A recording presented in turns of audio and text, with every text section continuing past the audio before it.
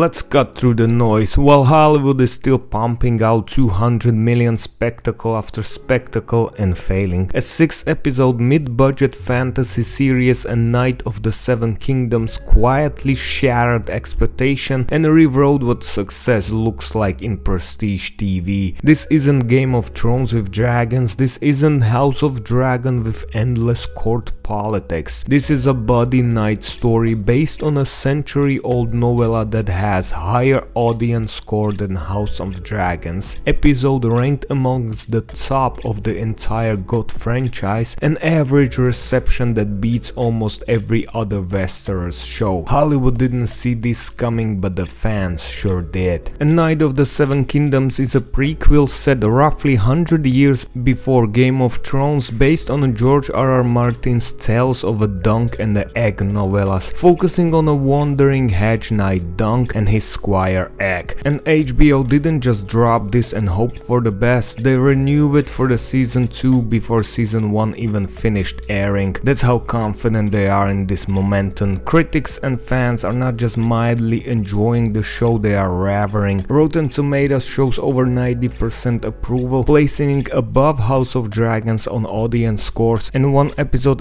4 titled 7 actually hit 9.7 on IMDb, which puts it in the same rare feat air as the best episode of the original GOT run. Critics have praised the series for strong character chemistry between Dunk and Egg, blending intimate storytelling with medieval adventure and delivering authentic emotional stakes without leaning on dragons and non-stop CGI. This show managed what GOT and House of Dragons struggled with. It makes viewer care about the characters. Episode 5 In the Name of the Mother is a standout that turned speculation into devotion. It features a dramatic trial by 7, a brutal dramatic sequence drawn straight from the Martin source material, and ends with the gut-punch death of a beloved knight, shocking fans and proving this world still has teeth. Viewers are not just entertained, they are moved, upset, invested, and in today's climate of algorithm-driven disengagement, emotional invest is the metric that actually matters. This episode didn't just do well, it became one of the highest rated episodes in the entire GOT franchise and helped the series push its overall approval skyward. So how does a show with no dragon and no sprawling royal war outshine House of Dragon, a multi-season epic with endless budget? Here's the brutal truth: people are burned out on a spectacle without soul.